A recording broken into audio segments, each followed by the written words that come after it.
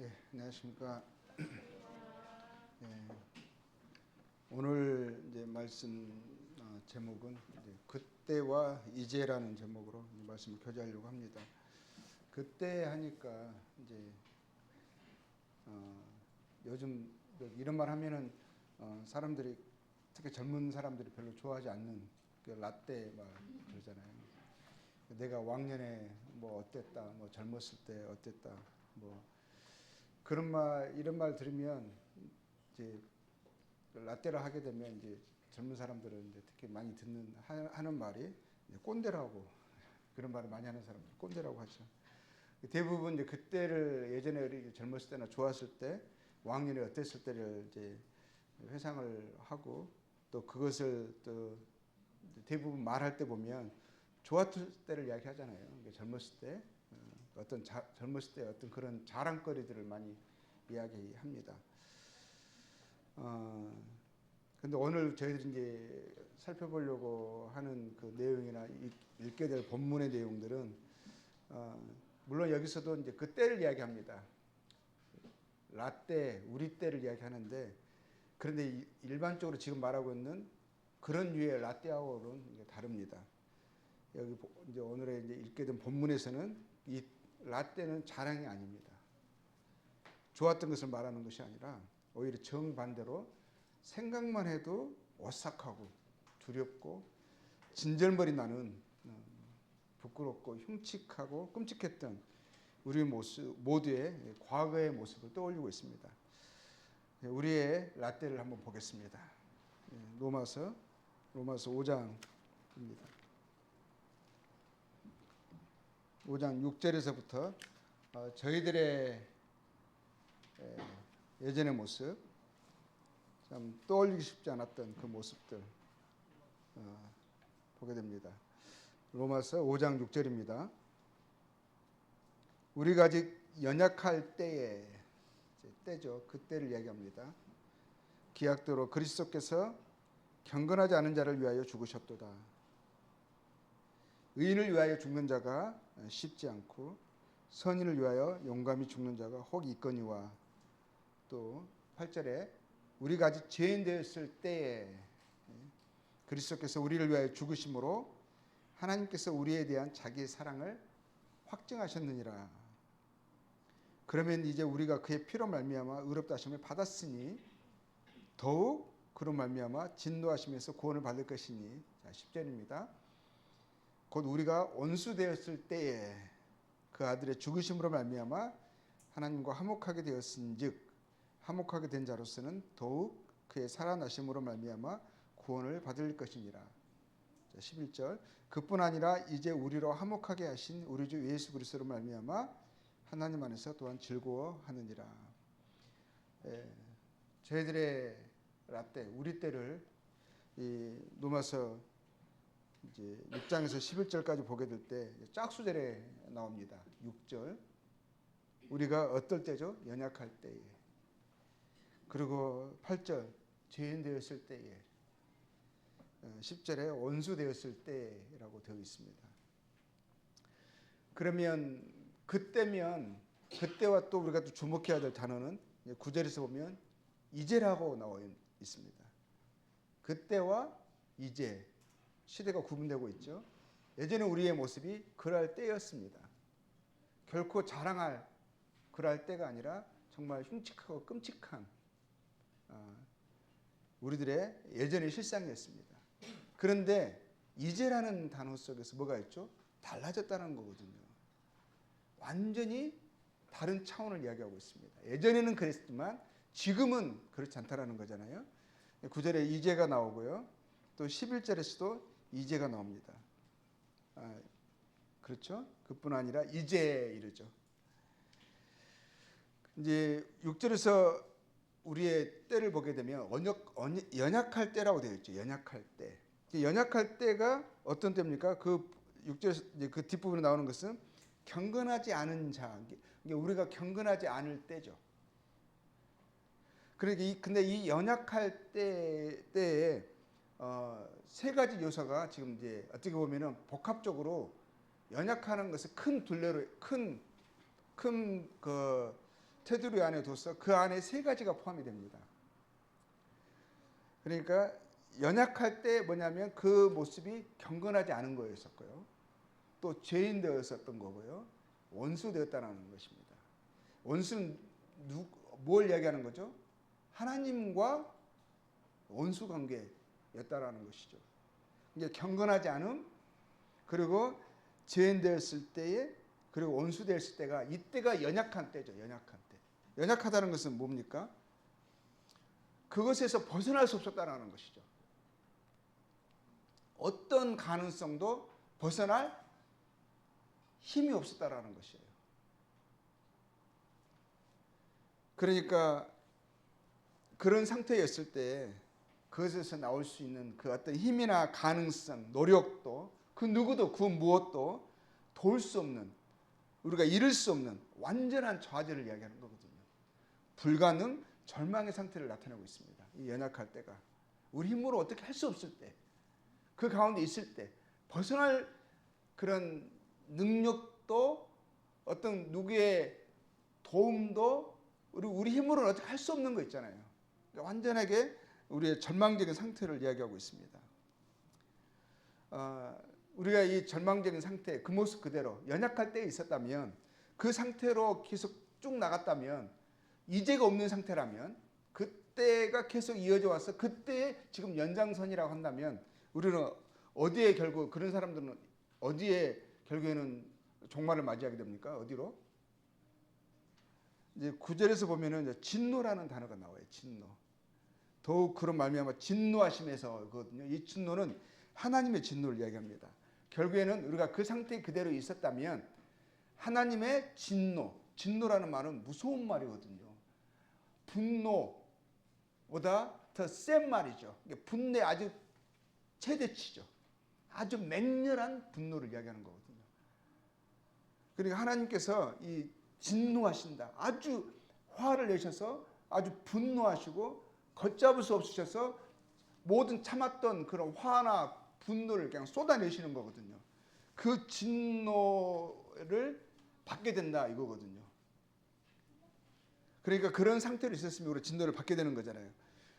그러면 이제 우리가 이 진노, 하나님의 진노에 대해서 좀 살펴본다면, 그럼 하나님이요 무엇에 진노하시는 거예요? 하나님이 화를 내시잖아요. 화를 내신다고 되어 있거든요. 그것도 아주 무서운 화를 내신다고 되어 있어요. 그럼 하나님께서 무엇에 화를 내실까요? 어떠한 것에 진노하실까요? 자, 로마서에서 보면 1장 18절에 보면 이렇게 되어 있습니다. 하나님의 진노가 되어 있죠. 하나님이 무엇에 진노하시는 건가? 그것이 나와 있습니다. 하나님의 진노가 불의로 진리를 막는 사람들의 모든 경건하지 않음과, 우리 연약할 때 경건하지 않은 상태를 얘기했었잖아요. 그러니까 불의로 진리를 막습니다. 하나님의 진리를 막음으로 인해서 나타나는 그러한 사람들의 특징이 뭐냐? 경건하지 않은 삶을 삽니다. 하나님을 모르는, 하나님을 대적하는, 하나님의 뜻에 순종하지 않는 그 마음을 두고 또 하나님을 창조주로서 경배하고 섬기지 않는, 그분의 주권 안에 살지 않는, 그것을 경건하지 않는 것이라 이야기하는 거거든요.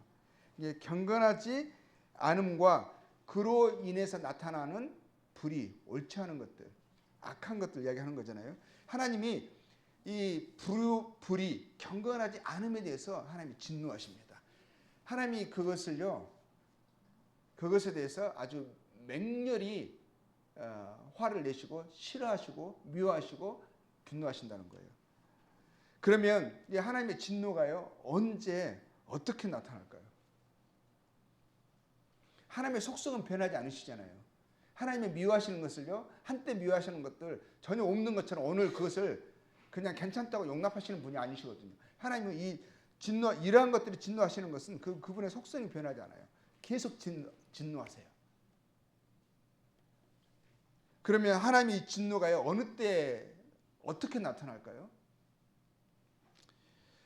또 2장 5절에 보면, 먼저는요 2장 5절을 볼게요. 로마서. 다만 네 고집과 회개치 아니하는 마음을 따라 진노의 날이라고 되어 있어요. 진노의 날.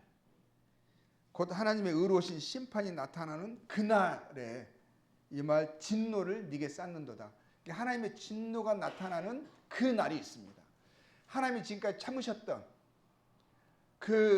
이 불의와 경건하지 않음에 대해서 참으셨던 그 진노를 마침내 마음껏 그냥 쏟아놓는 그 날이 있다라는 것입니다. 그 날은 뭘 이야기하는 거죠?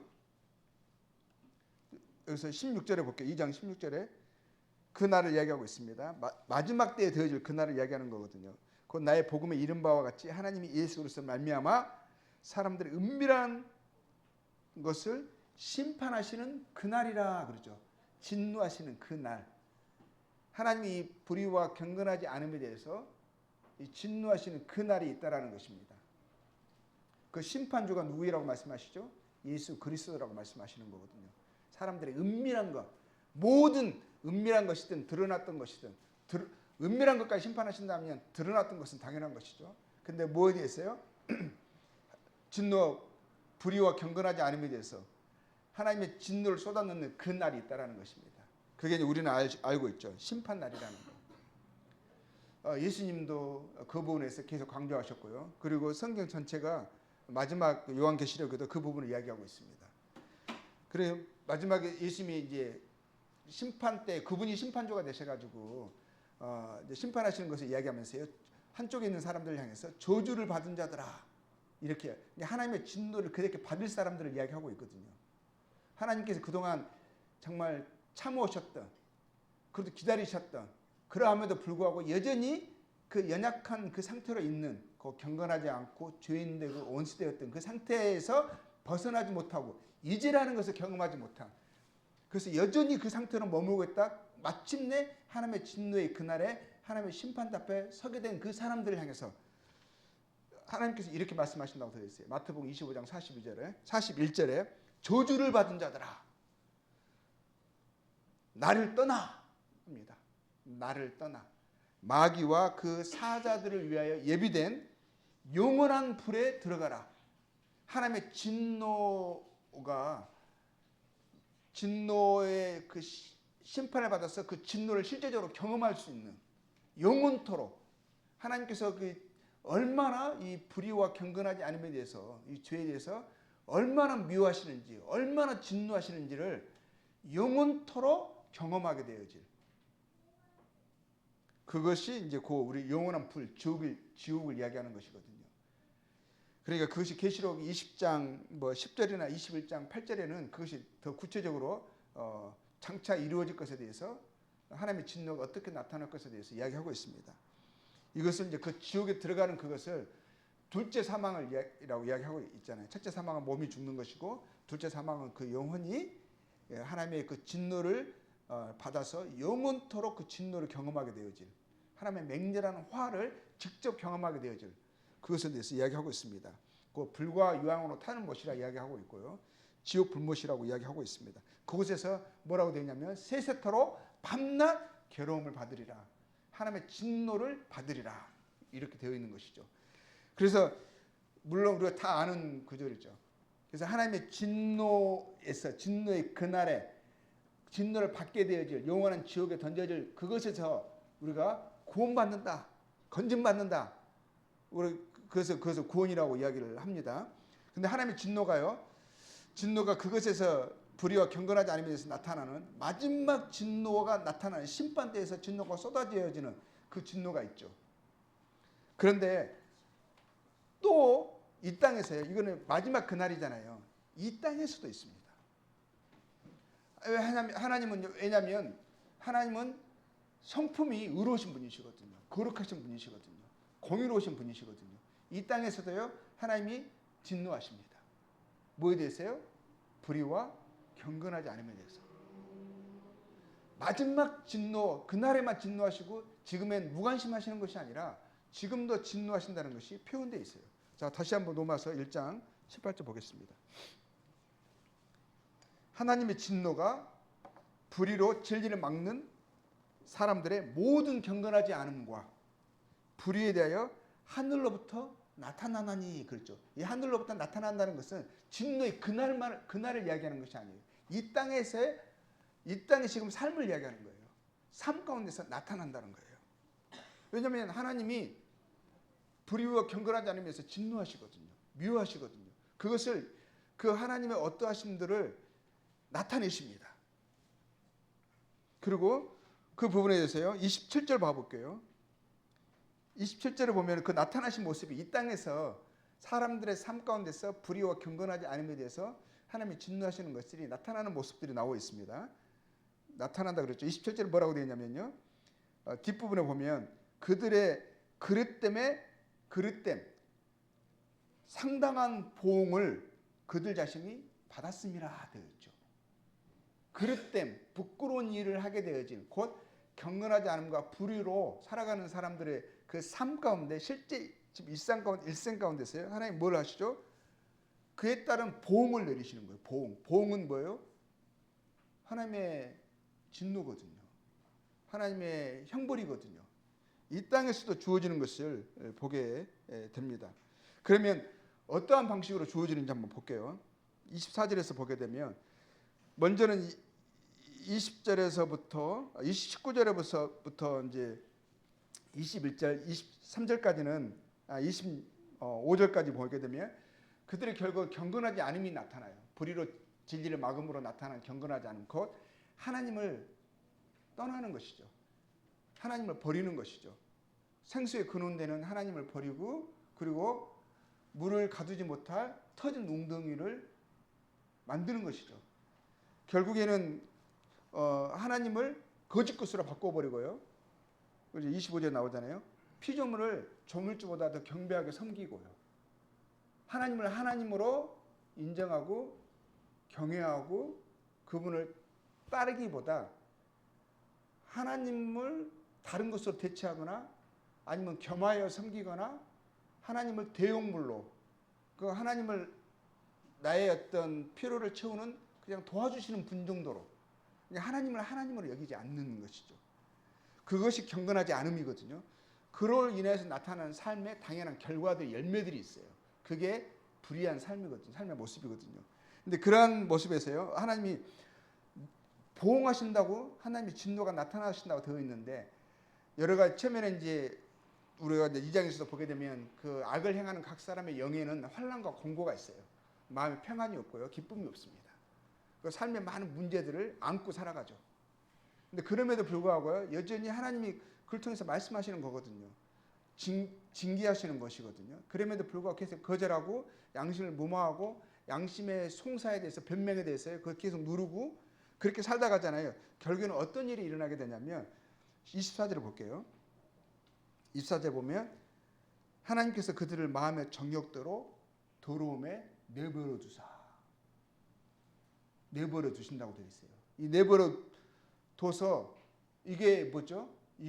이것이 또 하나님의 진노가 나타나는 한 방식이에요. 이 땅에서 내버려 두는 거. 그러면 좋을 것 같죠? 사람이 고통받는 게 고통을 느끼는 게 이게 고통이 싫지만 고통을 느끼는 게 이게 하나님의 복이거든요. 우리를 보호하시는 거거든요. 그래서 고통에 이 몸에 감각이 있다라는 것이 우리를 보호하는 거예요. 뜨거운 불에 나도 모르는 순간에 딱 닿으면 손이 깜짝 놀라고 손을 피하거든요. 고통이 있기 때문에 나를 보호하는 거예요. 근데 만약에 그 나병 아시잖아요. 이제 문둥병이라고 하고 연병이라고 합니다. 나병은 뭐예요? 그 고통의 감각이 사라지는 거거든요. 그러니까 뜨거운 불에 손을 넣어도 다른 때 같으면 깜짝 놀라는데 아이고 놀라는데 나병이 걸려버리잖아요. 그러면 전혀 고통을 느끼지 못해요. 칼로 조금만 베도 우리는 막 쓰라리가 아픕니다. 잠깐만 살짝만 베도 처음엔 딱 뱄는데 그냥 하얀 선만 살짝 그어졌거든요. 그러다 아프잖아요. 그 나중에 보니까 살짝 어떤 부분이 약간 깊게 들어가가지고 피가 살짝 실처럼 나옵니다. 그러다 아프거든요. 쓰리거든요. 그런데 나병이 걸잖아요. 그러면 손가락 잘라내도 안 아파요. 안 아프니까 신날 것 같아요. 그게 병균이 들어오고 썩어가는 거거든요. 그래서 코가 떨어지고 손가락이 떨어지고 막 이러는 것이거든요. 막 발가락이 떨어지고 짓물리고 막 계속 몸에서 고름이 나오고 뭐 썩어가는 거거든요. 근데 고통은 하나도 없어요. 그럼 그게 복이겠어요? 이거는 저주거든요. 그래서 성경에서 나오는 이 연병, 그 나병을 향해서, 나병은 하나님의 저주하시는 하나님의 어떤 진노에 대한 하나의 상징처럼 나타난, 상징처럼 보여지는 하나의 병이기도 합니다. 근데 여기서 보면 하나님께서 그들을 마음의 정욕대로 더러움에 내버려 주셨다는 거예요.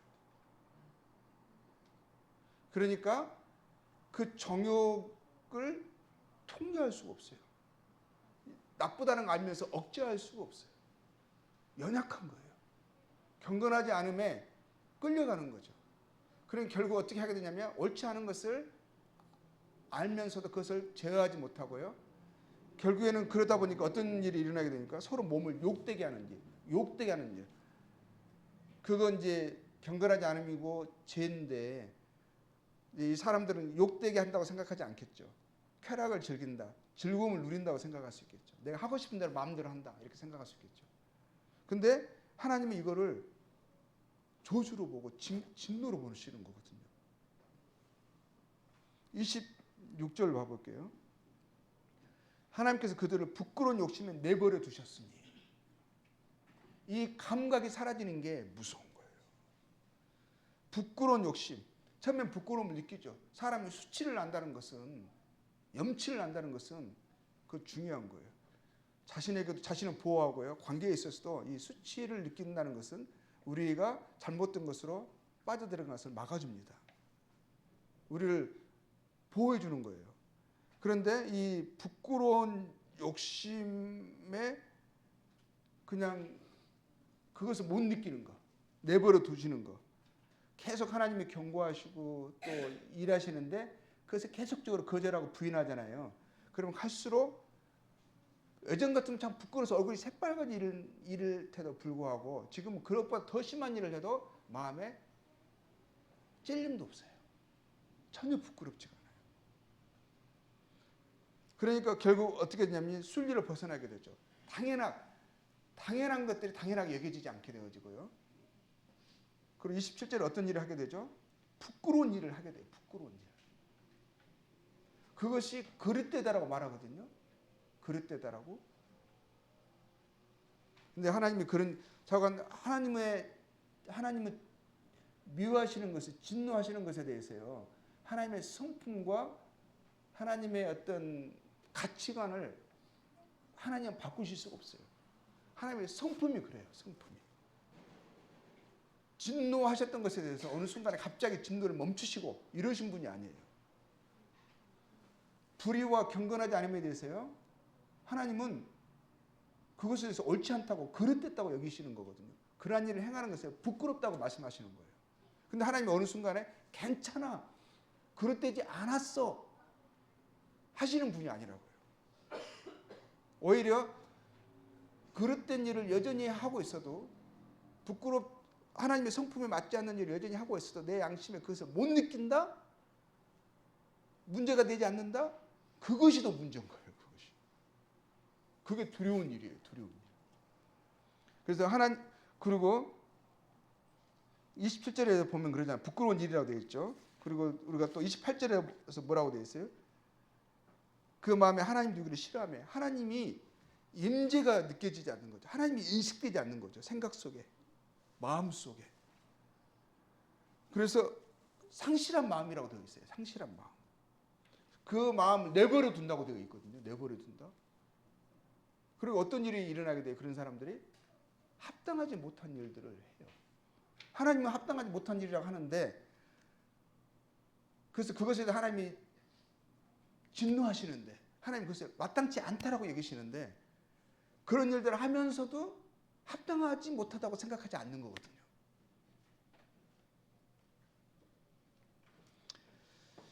이것은 우리들의 예전의 모습이었었어요. 우리 연약할 때, 경건하지 않을 때, 죄인 되었을 때, 원수였을 때 우리들의 모습이 이러했었죠.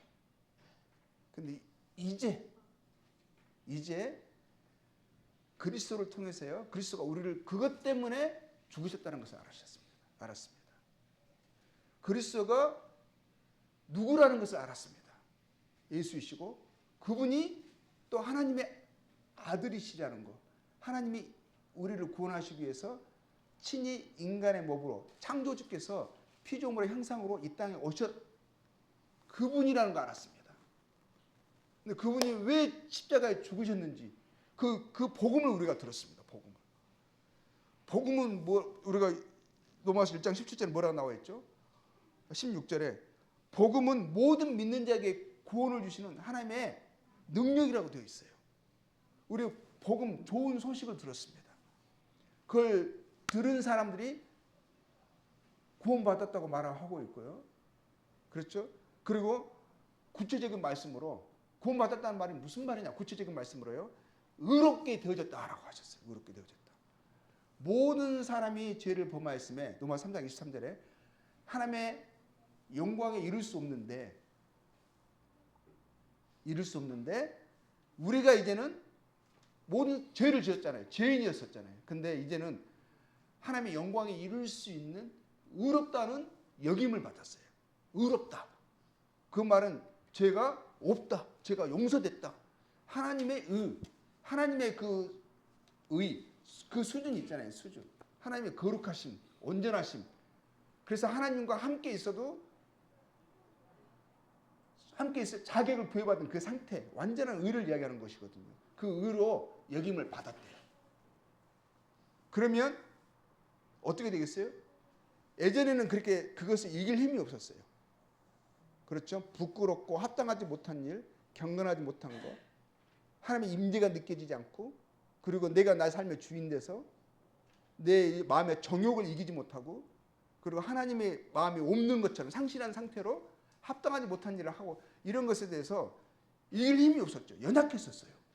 연약하다는 게 뭐가 세 가지 포함된다 그랬죠? 경건하지 않음, 죄인됨, 원수였던 거.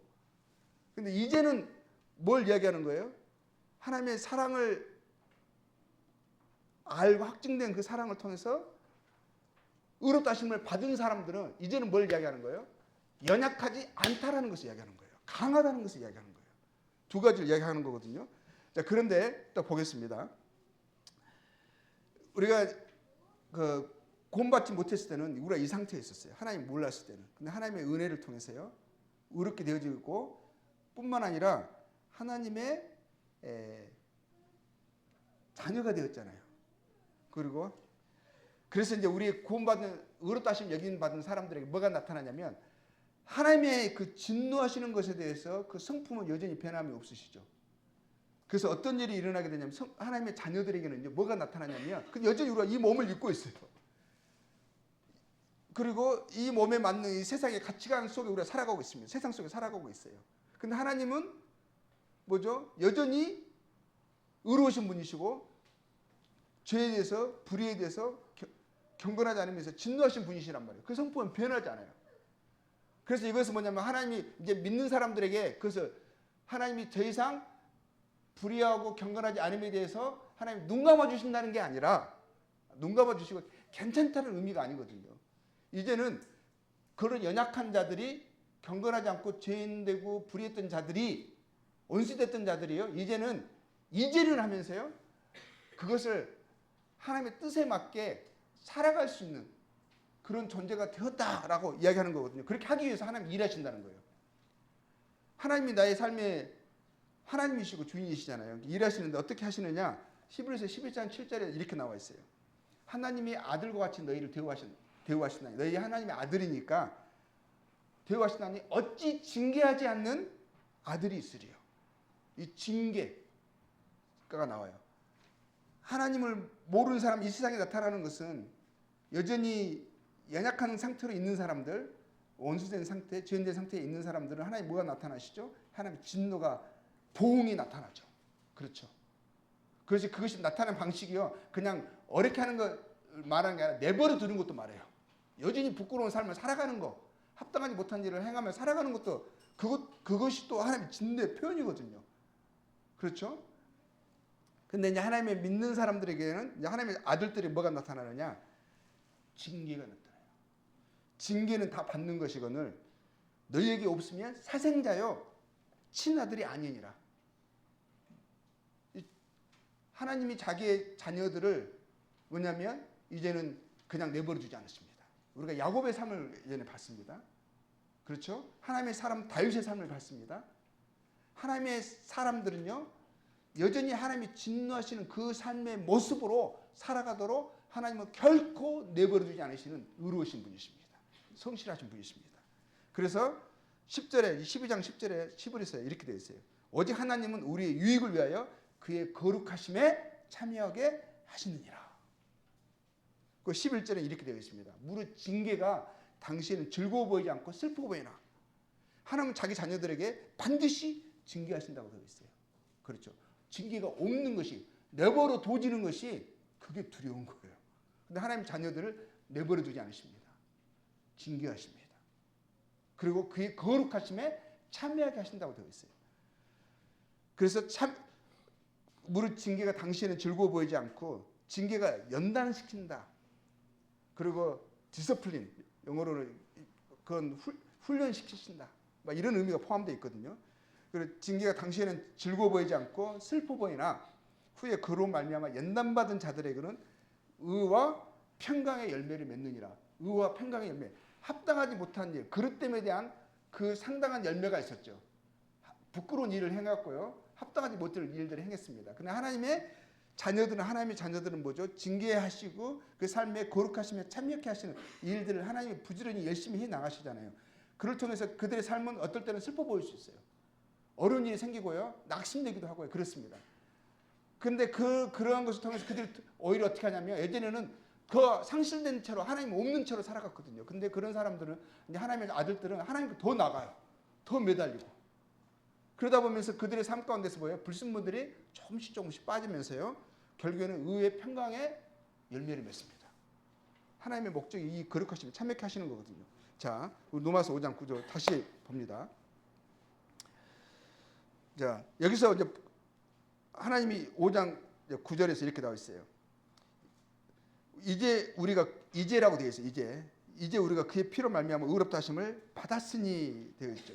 자, 근데 여기서 염두에 둘 게 있어요. 더욱 그로 말미암아 진노하심에서 구원을 받을 것이니 이 진노하심 더욱 그로 말미암아 진노하심 예수님의 죽으심으로요. 죽으심으로 우리가 의롭게 되어졌습니다. 죽으심으로. 그렇죠? 그 말을 하거든요. 근데 뭐냐면 더욱 그로 말미암아 그분이 그로 말미암아라는 거 살으셨다라는 거거든요. 죽으심으로 우리가 의롭게 되어졌는데 그분의 살으심으로. 자, 10절에 또 볼게요. 우리가 원수 되었을 때 그의 아들의 죽으심으로 말미암아 하나님과 화목하게 되었으니 이제는 그분의 죽으심으로 우리가 화목하게 되었거든요. 의롭게 되었고요. 하나님과 원수했던 관계가 어떻게 되죠? 이제는 하나님과 화목된 자가 되어졌어요. 하나님의 영광이 이룰 수 있는 하나님과 화목된 자, 화평한 자가 되어졌거든요. 그런데 더욱 보세요. 더욱이라는 말이 또 나와요. 더욱. 그의 살아나심으로 말미암아 그가 살아나셨다는 것이죠. 구원을 받을 것이라. 여기서 구원이라는 말이 연속 9절에서 나오고요. 10절에서 두 번이 나와요. 이 구원은 뭘 얘기할까요? 하나님의 진노의 날에 그날에 받게 되어질 구원을 이야기할까요? 물론 그것도 포함될 수 있어요. 그렇지만 여기서 연속 두 번이 의롭게 되어졌다는 말이 구원받았다는 뜻이잖아요. 하나님과 화목되어졌다는 말이 구원받았다는 뜻이잖아요. 우리가 천국에 들어간다, 영광에 들어간다. 물론 그것은 포함되어 있어요. 근데 여기서 말씀하고 있는 연속 두 번을 구원을 이야기하는 이 구원은 어떤 의미의 구원을 이야기하냐는 거예요. 그의 살아나심과 관계된 구원. 뭘 이야기할까요?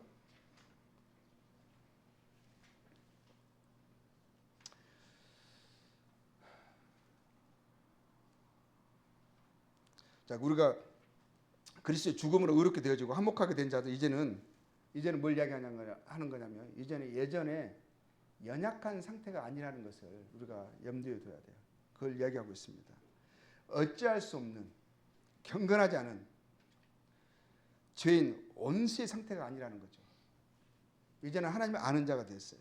그의 사랑 안에 있는 자가 되었습니다. 우리가 믿는 자가 되었죠. 그렇죠? 그리고 이제 하나님의 사랑을 받는 의인이요 하나님과 화목된 강한 자가 되었다라는 거예요. 연약한 자가 아니라 강한 자가 되었습니다. 그리고 그리스도의 죽으심으로 우리가 의롭게 되고 화목하게 하신 그 그리스도가 하나님의 아들이십니다. 그 아들이 살아나셨다는 거예요. 살아 계신다는 거예요. 그분의 죽으심으로 우리가 의롭게 되어지고 그분의 죽으심으로 하나님과 화목하게 되셨는데 바로 그분이 살아나셨다는 거죠. 살아 계신다는 거예요. 그리고 지금 그분이요 어디 계시느냐? 자, 로마서 8장 34절에 로마서에서 지금 이야기하고 있습니다. 8장 34절에 뭐가 되어 있냐면요. 살아계신 그분이요. 누가 정죄하리요? 죽으실 뿐 아니라 다시 살아나신 이는 그리스도 예수시니 그는 하나님의 우편에 계신 자요. 자, 하나님 우편에 하나님의 보좌의 권능 가운데 계십니다. 그분이 살아나셨습니다. 그분의 죽으심으로 연약하고 경건하지 않고 죄인되고 원수되었던 우리들을요 의롭게 하셨고요. 하나님과 화목된 자가 되게 하셨어요. 근데 그분이 죽으심으로 그렇게 하셨는데 그분이 살아나셨습니다. 살아나셔가지고 어떻게 했어요? 하나님의 보좌에 권능이 앉아 계셔요. 하나님 그분이 주권자세요. 하나님의 권능자세요. 그리고 뿐만 아니라 뭐죠? 이제는 그의 죽으심으로 의롭게 되어지고 화목하게 된 자를 위하여서 뭐라고 되어 있어요? 간구하신다 라고 되어 있어요. 간구하신다는 이 표현 속에 뭐가 다 들어가 있는 거죠? 또 그분이 그의 성령을 우리에게 보내주셨어요. 그의 성령이 우리 안에 믿는 자 안에 거하세요. 예전에는 하나님 두기를 마음에 두기를 싫어하고 상실한 마음대로 살아갔습니다. 근데 이제는 하나님께서 성령으로 그리스도 성령으로 우리와 함께 하십니다. 우리 안에 거하세요. 우리를 내버려 두지 않으세요. 부끄러운 일, 정욕대로 그릇 때문에 합당하지 못한 일을 하도록 내버려 두지 않으세요. 그분은 징계하시고요. 우리를 거룩함에 참여하게 하시고요. 그래서 그를 위해서 우리가 그분이 관심을 가지시고 계속적으로 우리를 보시고 돌보시면서 살피시면서 하나님의 진노하시는 삶의 모습에서 우리가 구원받기를 원하세요. 구원하는 일을 하세요. 구절에서 구원을 받을 것이니 되어 있죠. 이거는 우리가 지옥에서 구원받는 그거 진노의 날을 이야기하는 게 아니거든요. 여기서는 그의 살으심으로 우리가 구원을 화목하게 된 자로서는 이 연속 강조가 이 더욱이라는 말이 뒤에 3번 더 나와요. 3번 더 나와요. 이제는 더욱 강한 자가 되었으니 이제는 그리스도 예수 안에 있는 자가 되었으니 이제는 경건하지 않은 자가 아니라 하나님께 속한 자가 되었으니 불의한 자가 아니라 의인이 되었으니 하나님과 원수된 자가 아니라 하나님과 화평한 자가 되었고 그분이 나를 위해 죽으시고 살아나신 그분이 하나님이시고 그분이 나를 위하시니 나를 위해 역사하시니 우리가 어떻게 된다는 거예요? 이제는 구원을 받으리라는 것은 이 하나님의 진노하신 삶의 모습에서 형태에서부터 구원받는 것을 이야기하는 거예요. 주님의 죽으심을 우리가 의롭게 되었습니다. 칭이라고 그러죠. 칭이. 의롭다함을 칭함받았다 해서 신학적 용어로는 칭이라고 합니다. 칭이. 그분의 죽으심을 우리가 하나님 칭의가 이루어졌어요. 그로 의로워진 자가 되었습니다. 근데 그분의 살아나심으로 뭐가 이루어지는 거예요? 성화가 이루어지는 거예요. 성화. 여기서의 구원은 하나님이 진노하시는 삶의 모습에서 행실에서부터 우리가 건짐받는 그리스도를 닮아가는 거룩하게 되어지는 삶의 모습을 이야기하고 있습니다. 더욱 그렇게 살 수 있다는 것이죠. 이제는 우리가 이제라는 말 속에서 뭐냐면 이제는 더 이상 예전처럼 그럴 수 없다라는 거예요. 그래서는 안 된다라는 거예요. 그렇게 살아갈 수 없다라는 것을 이야기하고 있습니다. 이제는 죄인이고 원수된 자가 원수인 것이 아니라 그리스도를 말미암아 의인이고 화목하게 된 자로 연약한 자가 아니라 이제 강한 자가 되었다라는 것이죠. 이게 하나님의 심판, 진노의 그날에 하나님의 진노를 받을 자들이 아니라 이미 하나님의 영광에 이른 자들입니다. 그리고 이제 의인으로 화목하게 된 자로 이 땅을 살아가는 우리는 그리스도 안에 나타난 하나님의 진리로 의와 경건으로 살아갈 수 있는 자가 되었다라는 것이죠. 하나님의 진노하신 삶의 방식에서 구원받은 자로서요. 보세요. 구원받은 자로서 구원받는 자의 삶의 방식으로 살아갈 수 있는 자들이다. 그리스도께서 살아계십니다. 그가 성도를 위해 기도하시고 일하십니다. 성도를 불의와 죄, 불경건 가운데 내버려 두지 않으십니다.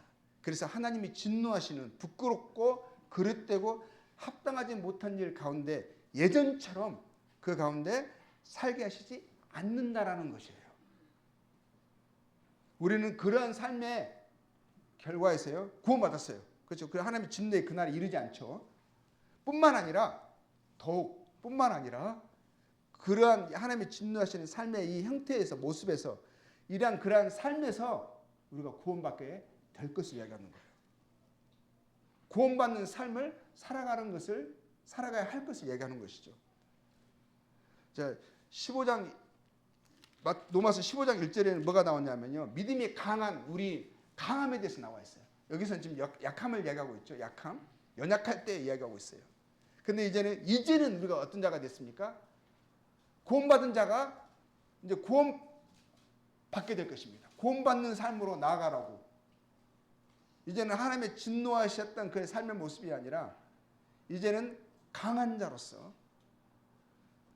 구원을 이루는 삶을 살라고 되어 있는 거거든요. 근데 믿음이 강한 우리는 하면서 우리가 예전에는 그때에는 살 수 없었던 그때 어쩔 수 없이 하나님을 모르고 그 불의한 자였고 하나님과 원수됐기 때문에 그렇게 살아갈 수 있는 능력이 없었어요. 그렇죠? 토대가 없었어요. 근데 이제는 그리스도를 통해서 하나님의 사랑을 받은 자가 되었고 이제 하나님 우리를 의롭다 하시고요. 하나님과 화목하게 되어졌고요. 우리를 위해서 일하십니다. 성령이 우리 안에 계시고 모든 하늘과 땅의 권세를 가지신 그 하나님께서요. 하나님 보좌 우편에 계신 그 우리를 위해서 죽으시고 살아나신 그분께서 우리를 위해서 기도하시고 계세요. 우리의 삶에 관여하고 계세요. 그 거룩하시며 참여하게 하신 일들을 지금 하고 계십니다. 이 불의한 몸 속에서도. 이 세상의 이 완악한 세상의 주권자, 이 마귀가 권세를 잡고 있는 이 세상 가운데서 우리를 통해서요. 이 흙탕물 속에서 이 구름텅이에서요. 그 가운데서 빛과 소금으로 우리가 살아가게 하시는 거예요. 하나님의 그런 계획이 뜻이 있으신 거죠. 근데 우리가 이제는 연약할 그때가 아니라 이제 어떤 자가 되었습니까? 몇 가지만 이야기해 볼게요. 이제는 우리는 로마서 12장 17절 이렇게 되고 있어요. 아무에게도 악을 악으로 갚지 말고 모든 사람 앞에서 선한 일을 도모하라. 우리가 이런 삶을 이렇게 이러한 삶을 살아갈 수 있는 삶으로 우리가 계속 우리의 삶 가운데 구원하신 일을 하고 계시는 거예요. 육체에서부터요. 이 그릇되고 불의하고 이러한 것에서부터 하나님의 우리를 삶 가운데 역사하셔서 우리를 계속 구원해 나가시는 성화의 일을 하고 계신다는 거예요. 그래서 우리가 이런 또 13장 10절에 이런 말씀하고 있어요. 사랑은 이웃에게 악을 행하지 아니하는. 그저 우리 예전에는 어떤 사람이었었어요. 사랑을 행하기 힘들었어요. 사람도 이기적이었었어요. 그렇죠? 근데 이제는 사랑은 이웃에게 악을 행하지 아니하느니 그러므로 사랑은 율법의 완성이니라. 이제는 그리스도께서 사셨던 것처럼 우리가 사랑을 이루면서 사랑을 나타내면서 그리스도의 사랑을 실천하면서 살아갈 수 있는 자로 부르심을 입었고 그렇게 살아갈 수 있는 그러한 자격과 능력이 우리 안에 있다라고 말씀하시는 거거든요. 그래서 13장 14절은 이렇게 이야기하고 있습니다. 오직 우리 주 예수 그리스도를 옷 입고 정욕을 위하여 육신의 일을 도모하지 말라. 이런 말을 들을 수가 있는 자가 되었어요. 예전에는 그렇게 할 수 없었어요. 정욕을 마음에 더러운 정욕대로 행했어요. 이제는 뭐라고 하고 있죠? 그 정욕대로 행하지 않고 그리스도를 옷 입은 자로서 구원받은 자로서 그 또 뭐여서 그리스도를 옷 입은 자로서 그리스도를 옷 입고라고 되어 있어요. 또 육신의 일을 도모하지 말라고 되어 있고요. 또 14장 8절에서는 뭐라고 되어 있냐면 우리가 살아도 주를 위하여 살고 죽어도 주를 위하여 죽나니 그러므로 사나 죽으나 우리가 주의 것이로다. 이렇게 되어 있습니다. 18절 19절에서는 이로써 그리스도를 섬기는 자는 하나님을 기쁘시게 하며 사람에게도 칭찬을 받느니라. 그러므로 우리가 화평의 일과 서로 덕을 세우는 일을 힘쓰나니 우리가 이제 그때로 살아가는 것이 아니라 여전히 연장선이 아니라 이제로 살아갑니다. 이제로. 구원을 받았으니 이제는 구원을 이루는 삶을 살아간다는 거예요. 무슨 말씀인지 이해되시죠? 우리가 의롭게 되어졌습니다. 이제 의롭게 되어진 것을 경험하고 실천하는 삶을 살아가는 존재가 되었다라는 거예요. 이제 결국 성도의 강함은 어디에서 나옵니까? 성도의 강함은 어떻게 우리가 이런 구원을 이루는 삶을 살아갈 수가 있죠?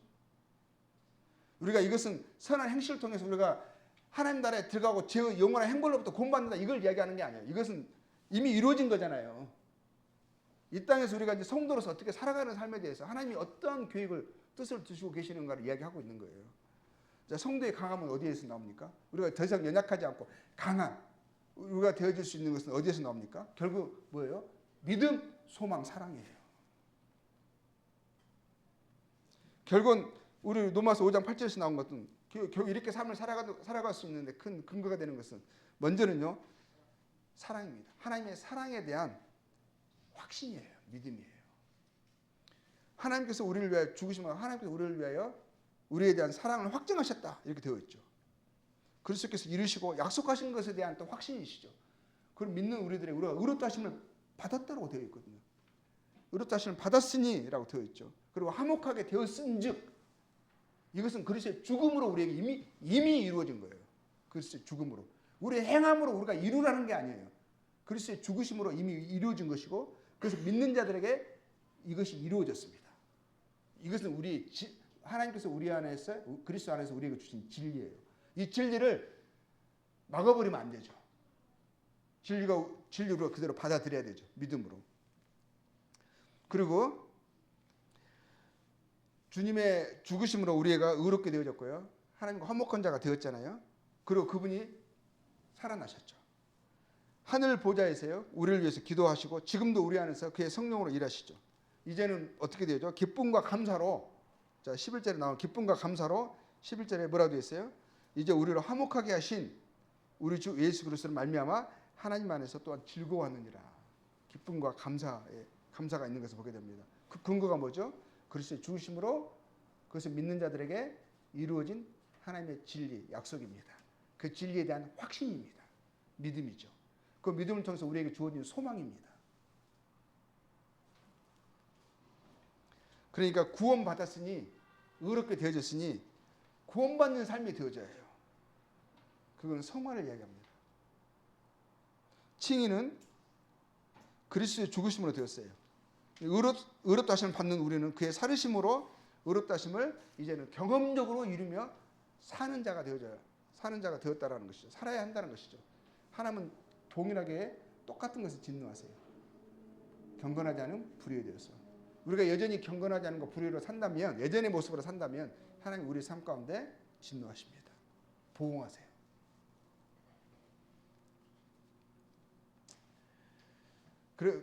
그것이 그게 이제 우리들한테 부드러운 단어죠. 아버지가 사랑하는 자식을 징계하듯이 그의 거룩하시며 참여케 하시려고 우리 삶 가운데 부단히 간섭하시고 책망하시고 이런 말씀들을 듣게 하시고 그래서 마음에 부담을 주시고 그래서 하나님 앞에 답답한 마음으로 나아가게 하시고 하나님 은혜를 구하게 하십니다. 그래서 우리 안에서 우리가 이 하나님이 진노하시는 그 불의의 삶에서 모습에서 구원을 이루도록 하시는 거예요. 이루게 하시는 그런 삶의 과정으로 우리를 부르셨고 그런 과정으로 살아가게 하시는 것입니다. 우리가 그렇게 하다가 마침내 이 죄악된 몸을 벗고 죄악된 세상을 떠나서 부활의 영화로운 몸을 입고 영화롭고 거룩하고 온전한 의의 나라 하나님의 영광의 나라에 들어가게 하시는 것이 넉넉한 그러한 믿음과 그런 소망과 그런 감사로 기쁨으로 들어가게 하시길 원하신다는 것입니다. 그때까지 우리는요 힘써 이미 이룬 구원을 통해서요 빌립보서 2장 12절에 이런 말씀이 있어요. 빌립보서 2장 12절 뭐라고 되냐면요 그러면 나의 사랑하는 자들아 라고 하시면서요 너희가 사랑하는 자들이죠. 이미 의롭게 되어지고요 하나님과 화목하게 되어진 자들이죠. 그리스도의 죽으심을 믿는 믿음을 통해서 그런 사람들에게 하나님께서 나의 사랑하는 자들아 이렇게 말씀하십니다. 내가 너희를 사랑하였으니 이렇게 나의 사랑 안에 거하라 이렇게 말씀하십니다. 그분이요 뭐라고 말씀하시냐면 그러면 나의 사랑하는 자라 너희가 하시면서요 더욱 항상 복종하여 두렵고 떨림으로 너희 구원을 이루라 이렇게 되어 있어요. 보세요. 너희 나의 사랑하는 자들아 더욱 여기서 더욱이 나와요. 더욱. 로마서에 더욱이라는 여기서 나왔죠. 더욱이란 말 여기서 나옵니다. 더욱. 항상 복종하여 두렵고 떨림으로 너희 구원을 이루라 하십니다. 이것은 뭐죠? 행함의 구원을 이야기하는 게 아니에요. 이걸 구원받아서 이 구원은 지옥에서 천국으로 옮겨지는 그 구원이 아니에요. 성경이 이렇게 구원이요 다르게 이야기하고 있어요. 이분은 의로 따심을 받았다는 말이 그것을 구원받았다는 의미잖아요. 하나님과 화목하게 되었다는 의미가 그것이잖아요. 근데 그런 사람들이 또 구원을 이루라 하시는 거예요. 구원을 이루라. 그 구원은 뭐예요? 다시 한번 말씀드리는 거지만 이 우리의 그 하나님의 진노하시는 예전에 그 부끄럽고 그릇되고 합당하지 못한 그러한 불의한 삶의 모습에서 경건하지 않는 모습에서 우리가 그것에서 건짐받는 거죠. 건져지는 삶이죠. 그래서 우리 그것을 이루기 위해서 어떻게 해야 되는 거예요? 항상 하나님을 인식하면서 마음이 하나님 두기를 싫어하는 것이 아니라 하나님 나와 함께 하신 것을 기억하면서 그분이 나를 보고 계시는 것을 나를 위하여서 그것을 위해서 마음을 쏟으시고 기도하시고 일하시는 것을 인식하면서 우리에게 주어진 우리 구원을 이루어야 한다는 것입니다. 그래서 우리가 그 날에 하나님 나라에 들어가게 되어지면 우리 영광의 이 몸을 벗고요. 이 몸을 벗고 사망의 이 몸을 벗고 들어가게 되면 그거 들어가게 되고 하나님 영광에 들어가면 그 영화롭게 되어지는 거죠. 그렇죠? 그것도 또 구원이라고 이야기하는 거예요. 그리고 최종적인 구원인 거죠. 자, 우리가 우리에게 주어진 구원받은 자로서 구원을 이루는 그런 저희들의 삶이 계속 이루어져 갔으면 좋겠습니다. 예, 감사합니다.